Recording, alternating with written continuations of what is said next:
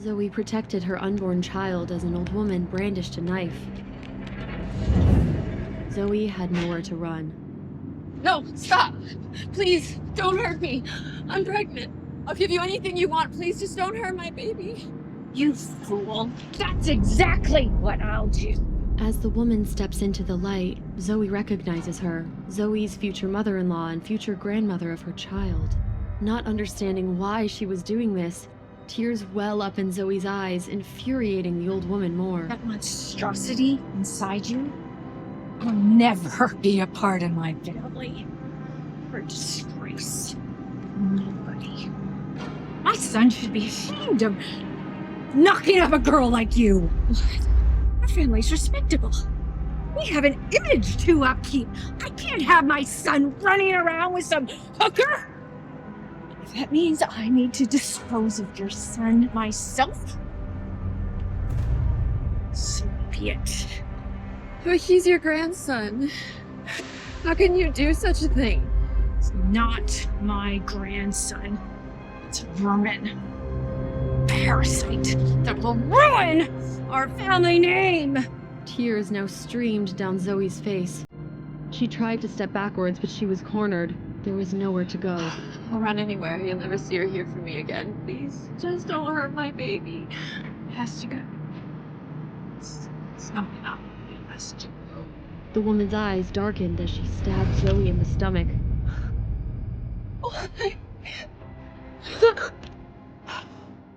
Blood. There was blood on her hands. Blood everywhere.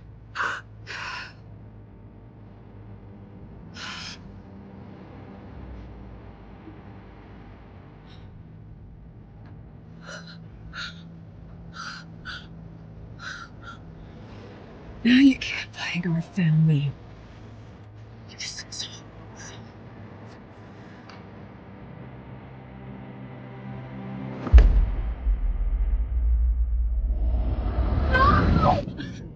She wasn't in an alleyway. It was just a dream. Actually, it was more than a dream. It was a memory of a fateful night 4 years ago, a memory that haunted her every moment of her life since. Zoe survived, and so did her miracle child, Max. Her son was the reason she fought every day. The love she had for him was immeasurable. She would do anything to protect him, to give him a chance at a happy and healthy life. That night was supposed to be the end of Zoe's life. Instead, it was the beginning.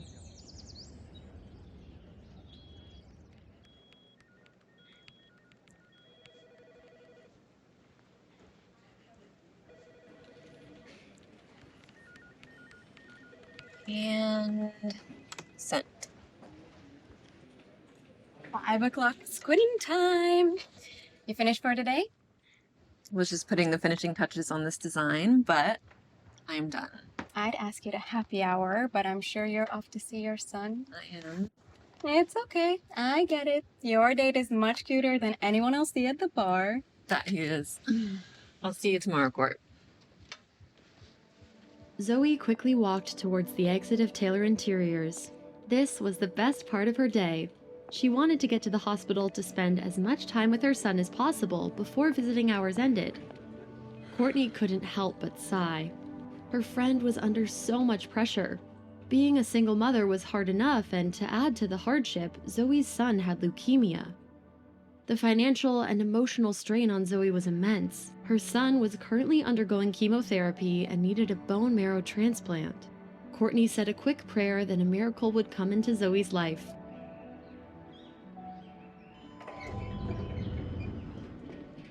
Zoe walked down the hall of St. Mary's Hospital with a teddy bear and headed straight to room 1023.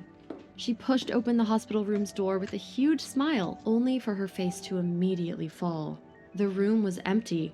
There was no sign of Zoe's son.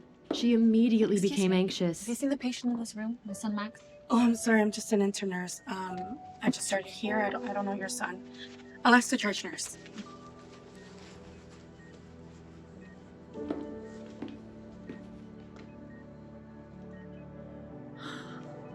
If you give me candy, my teeth will fall out. And if I don't have any teeth, I won't have a girlfriend as pretty as you. It's okay. I'll marry you if you don't have a girlfriend when you're my age. Zoe let out a breath she didn't know she'd been holding when she saw a young child wearing the tiniest hospital gown walking back towards her down the hall. Now you want to marry the handsome doctor. No, I only want to marry my favorite patient, Max. Mommy! Calm down. Thank you, Luna, for taking such good care of him. Because of the hospital's sweet nursing staff, Zoe could go to work and not worry so much about Max. Of course, he's the best. We love taking good care of him. That's why I have to thank you all the more. Is it just you and the intern on duty today? Where are the other nurses on this floor? It's 6:45. They're all gawking at that new brain surgeon before he goes into the OR, but I can't blame him. He is gorgeous. You went in? Yep, just went into surgery. Even his voice is sexy. The other day when I was assisting him, he said hematoma in the brain and I wanted to have his babies. He is Phoenix's most eligible bachelor. He was promoted to professor when he came to St. Mary's. I also heard that his family is loaded and he comes from a lot of political influence. He just bought a penthouse downtown. Wow. Anyways, y'all two, get back to work. Stop daydreaming. You know that we don't have a chance with a man like that. You know he only dates women like him. Gorgeous and from the right kind of family. We can all dream. Can we? The right kind of family. Luna's words stopped her cold and reminded Zoe of her past. Not being part of the right kind of family is what had almost gotten her and Max killed.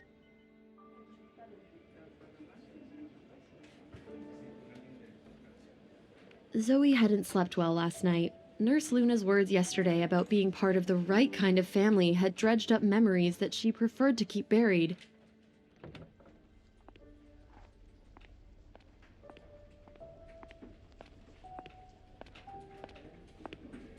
Your phone's rang like 10 times in a row. Yeah, It was- she said you need to talk to her right away. It wasn't the hospital, was it? Oh no, I would have gotten you right away. She said it's about your sister, not Max. Let me know if you need anything, okay? Thank you. I will. It was just Linda. She was her younger sister Ziva's best friend. Hello? Zoe, thank God you called back. Linda, what's going on? Is something wrong? Did something happen? It's Ziva. She fell down the stairs and almost killed What? herself. Ziva will be fine. The doctor said her injuries weren't a big problem, but Ziva broke her leg and has a slight concussion. Okay, I'll be right there. Where are you at? St. Mary's, but never mind. I have to go. Wait, whoa, what do you mean, never mind? Tell me what's happening. It's your sister, Zoe. She didn't fall Down the stairs.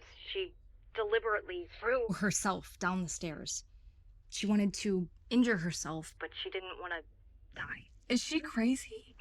She fell in love with a brain surgeon that works at St. Mary's Hospital. But he always ignores her, so she wanted to get admitted to the hospital so he would have to pay attention to her. Brain surgeon? Was this the same handsome brain surgeon that the nurses had been talking about last night? It's ridiculous. What's she thinking? Zoe, I told her I thought she was crazy, but you know how Ziva is. She wouldn't listen. I gotta go. The nurse is here to give her her medicine. Okay, I'll see you soon. How could her sister do something so stupid? And over a man, too. Ziva, you better start explaining yourself. If you didn't already have a broken leg, I'd break it myself. No, it couldn't have been him. Why would he be here in Phoenix? He lived in Scottsdale. No, this was just her mind playing tricks on her because she'd been thinking about Blaine after what Luna said last night. She needed to get a hold of herself. Any discomfort? Nausea? Dizziness? Any double vision? Maybe a little. Zoe's heart stopped. It was him. She would know that voice anywhere. Her chest tightened and she forgot to breathe. Hi, sis. Oh, Zoe, come in. Blaine stiffened when he heard Zoe's voice. He seemed stunned for a second. His dark eyes made shivers run down Zoe's back. Blaine's eyes looked dark, but she knew they shifted with his mood from various shades of gray to almost black. You're Ziva's sister? Yes, I'm her older sister. Her heart was beating wildly. She had thought that she would never be looking into his eyes again. Zoe was sure her face reflected her emotional upheaval. Blaine seemed remarkably calm by comparison. His eyes had only let his shock show for a moment. Zoe, this is, Dr. Blaine Dexter. It had been 4 years. Perhaps he saw her as barely more than a distant memory, now a stranger from his past. Zoe didn't realize how much her hand had been shaking from the nervousness until she tried to set her coffee down and hot liquid spilled all over the back of her hand. Zoe quickly hid her hand behind her back as she turned around, but then suddenly she felt a cool touch. It was Blaine, and he was holding her hand.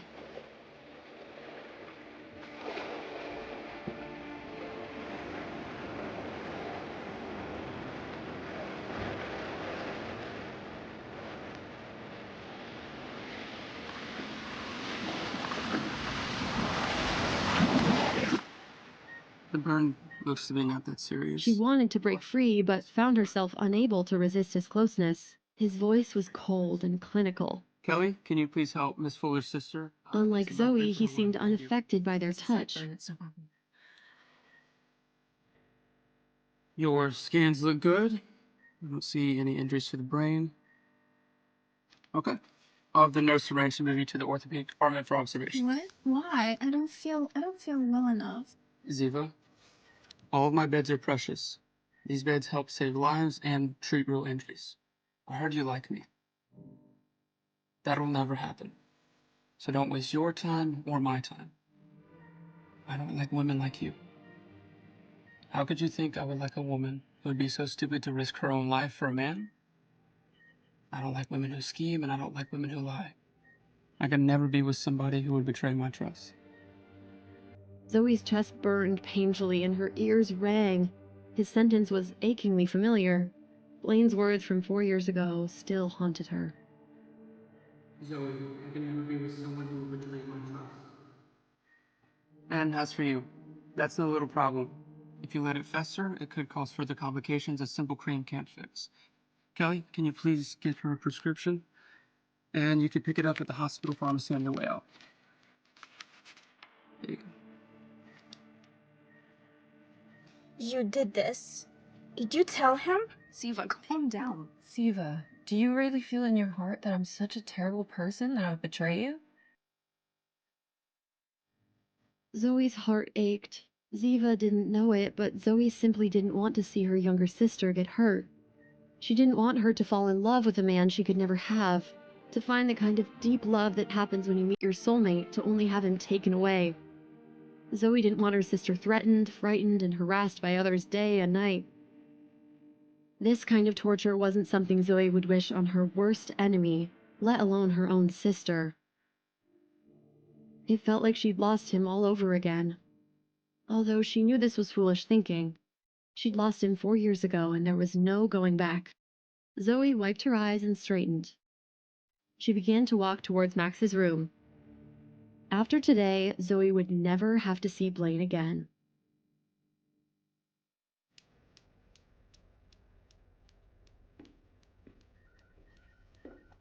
You wanted to see me?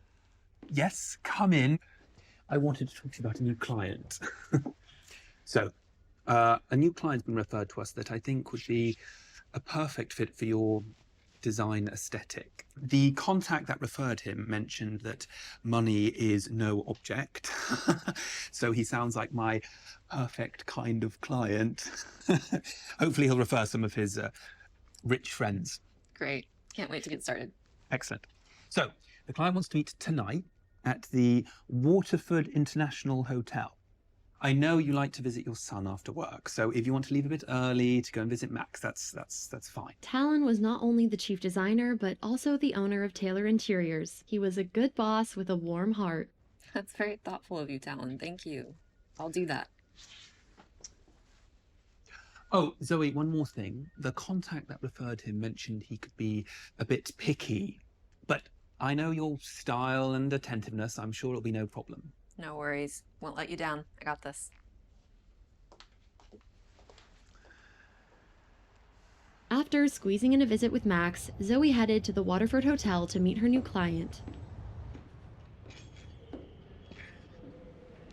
Walking into the restaurant lobby, Zoe was reaching into her bag to pull out the file and call her client when she suddenly stopped dead in her tracks. Zoe blinked in disbelief at the man casually sitting. He was gazing at the city, the color of his eyes today a stormy gray. He seemed to be waiting for someone. His long fingers drummed rhythmically on the table beside him to show that his patience was waning. This couldn't be happening. Zoe had managed to avoid him all week at the hospital, only for Blaine to now be sitting in the same hotel as her client meeting. Realizing he hadn't seen her yet, Zoe frantically looked around for a place to hide. Spotting a large pillar to hide behind, Zoe quickly headed towards it.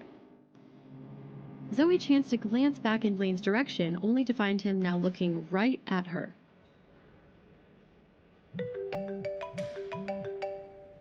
The caller wasn't in her contacts, but the phone number that appeared on the screen was one etched in Zoe's memory. It was Blaine. He was still using his Scottsdale number, unlike Zoe, who had changed her number as soon as she moved to Phoenix. So, how did Blaine have her number now? Hello? Are we going to discuss my project by shouting at each other from across the room? Or are you going to come join me? What? No, it couldn't be him. Zoe's stomach sank. Why, oh why, had she not flipped through the client's information earlier? Well, if I had planned to talk to somebody over the phone, I wouldn't have called your boss for you to meet me here. I'm sorry. I'll be right there. Blaine remained quiet, watching Zoe with his dark eyes, but saying nothing. Growing increasingly uncomfortable with Blaine's silence and scrutiny, Zoe forced herself to smile and focus on work. She got straight to the point and asked, Dr. Dexter, do you have any specific ideas for your home's design? Do you prefer modern or a more classical look? There are so many styles to choose from mid-century, retro, revival, to name a few. Just not shabby chic. Shabby chic is out. Coastal grandma is in. Not that you want your house to look like grandmother's house, because you're a man, not a grandmother. What about furniture? Antiques or modular pieces? Some prioritize style, others comfort. Did you have a specific color scheme in mind? Color plays a huge role in every design. It sets the mood for the whole interior. You can go monochrome for a clean, uncluttered look, or eclectic. Think black and white with pops of color, red and yellow. Warm colors create a cozy, welcoming environment, and blues and grays can be soothing. These are recent examples of my work. If you see anything that catches your eye, let me know. Zoe finally stopped talking.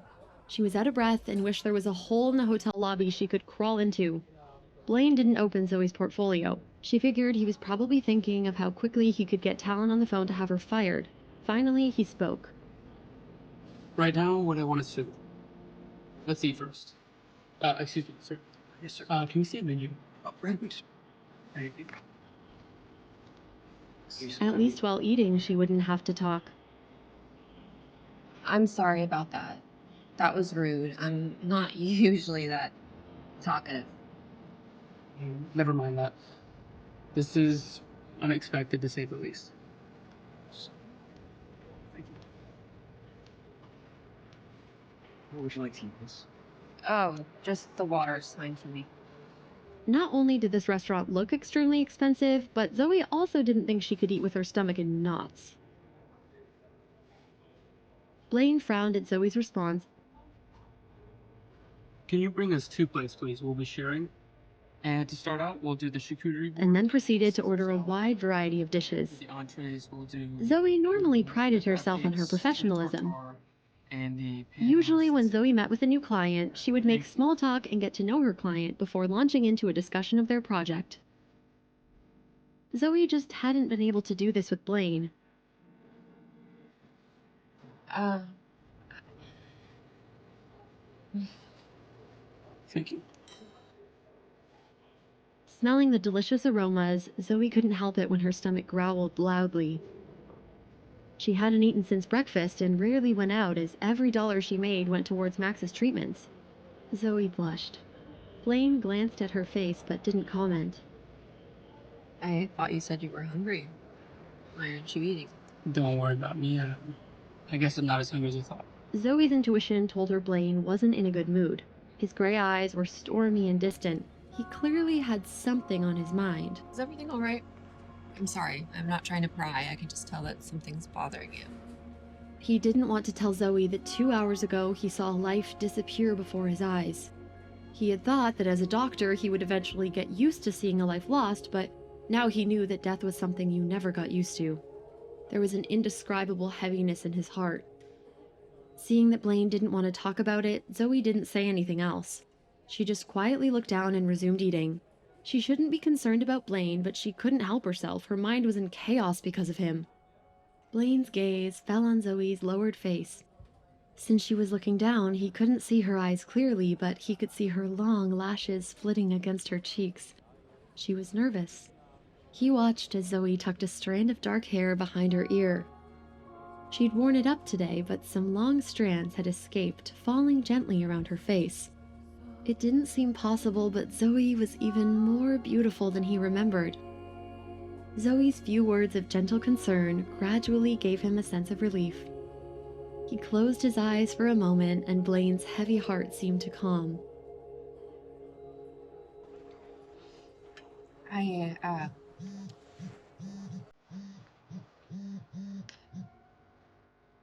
Dr. Dexter? Yes, I can be there. Which patient is having complications? Okay, yes, the one. Can you please prep her for surgery? I'll be there right away. Thank you. Is there something urgent at the hospital? Zoe assumed that their design conversation was over before it had even started. Yes, one of my patients has to go into emergency surgery, so keep this short. And about my renovations, I can reach out to you and we can talk about this further later. Okay. I understand you have a busy schedule. Yes. Zoe only looked away when Blaine was no longer in sight. Watching him leave, she felt a sense of loss.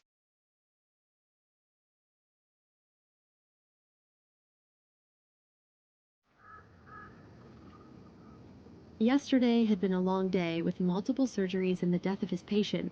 Exhausted, Blaine had escaped outside between operations for some fresh air and had dozed off under the warm autumn sun.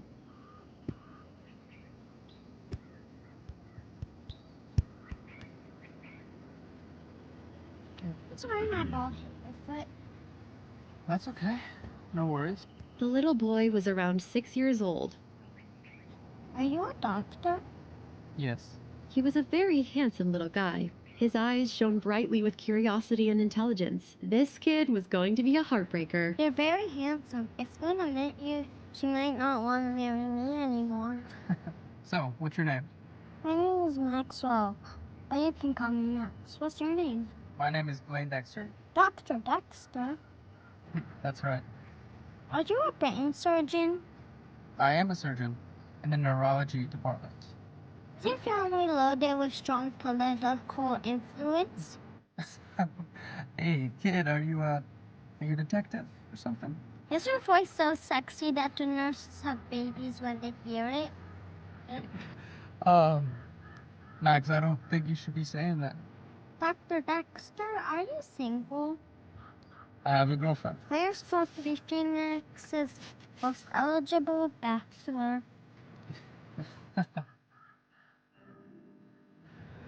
I have a girlfriend. Why is that such a bad thing? I wish you didn't have a girlfriend so you could be mine and she could be your girlfriend. You don't have a dad? I have a daddy, but my daddy and mommy don't live together. I see. Mine works hard and she comes to see me every day. She's the best.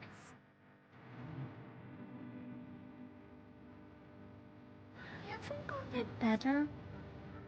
Listening to the little guy's words, Blaine felt an inexplicable ache around his heart. Blaine had no idea what disease Max was suffering from, but he knew that he must be very ill. Given his lack of hair and fair skin, Max probably had a form of cancer and was undergoing chemotherapy. I'll fall asleep one day, never wake up again. Mom will cry and be sad. My friend Maria fell asleep one day and then never woke up. Her mommy couldn't stop crying, so I hope that I get better soon. Blaine's throat felt a little dry and hoarse. Facing this small patient beside him, he couldn't say anything to comfort him because he didn't know what to say. The two sat beside each other thinking, neither saying anything to the other for a while, but enjoying each other's company nonetheless. Then Max suddenly had a thought of something. Oh yeah! Doctor, do you think you can use this thing?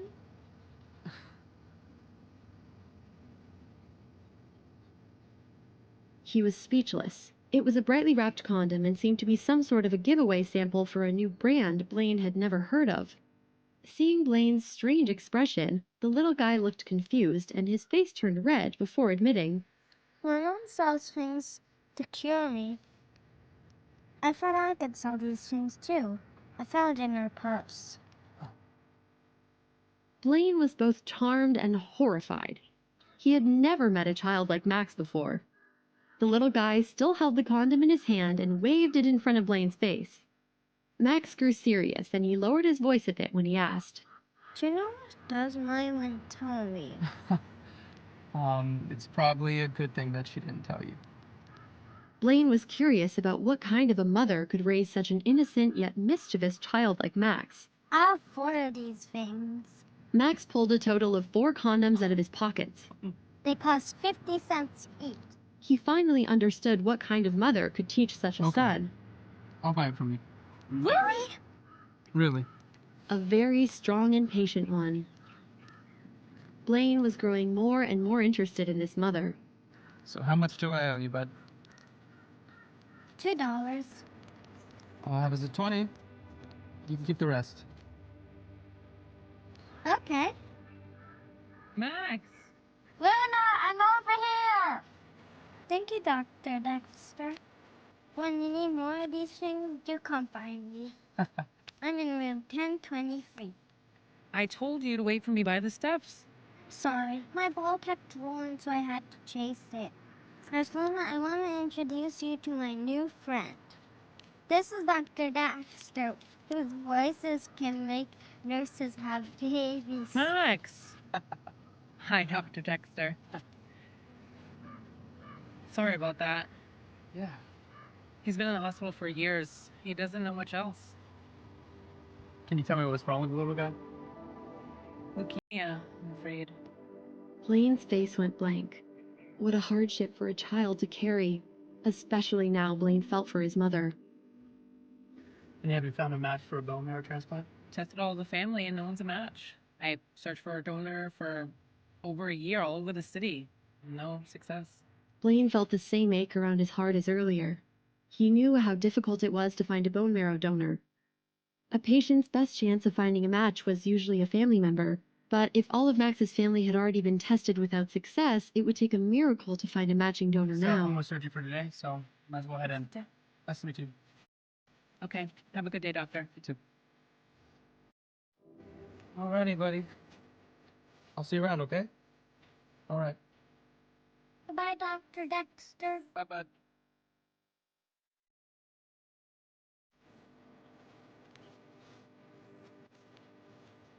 You know, after seeing you all two together, you kind of look alike.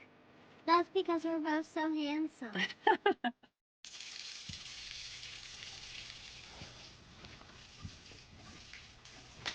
Oh, dude, what have you got planned for after work and can I join you?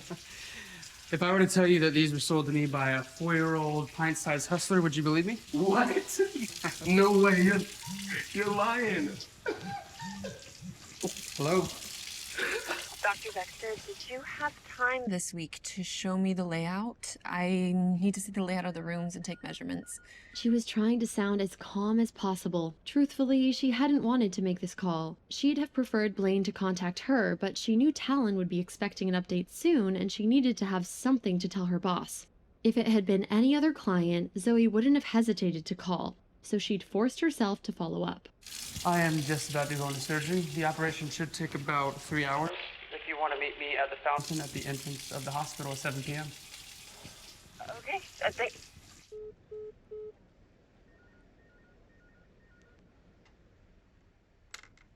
3 hours later, Zoe arrived at the hospital fountain right on time. Time passed, but still no Blaine. Checking her watch, she saw it was almost 8 o'clock. She'd been waiting an hour. Was the surgery not over yet?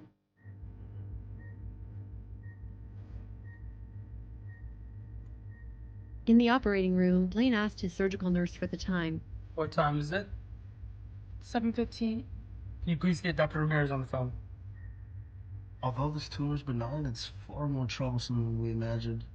Good call, Blaine. If you hadn't insisted on operating, she could have gone blind. Is the line connected? Yes, Dr. Ramirez is on the line for you. Jose, I need you to do me a favor. I need you to go out front and see if there's a woman by the name of Zoe Fuller waiting for me. If there is, can you please tell her my home address and give her my keys out of my locker? You can also tell Zoe to let herself in. I will be there right after surgery. Go to Blaine's apartment? Alone? She couldn't. But it was her job, she had to. This was crossing the line. Wasn't it just a fluke that she ran into Blaine again? She would just go to Talon and tell him she wasn't capable of working with this client. But she did want to see his apartment after all. Would she go? And more importantly, what would happen when Blaine arrived? I can't. Would he find out that Max was his son? What skeletons did Blaine have in his closet? She had to find out. Did Blaine know about Max? Did he know what his mother did to them? Once she did this, there was no going back.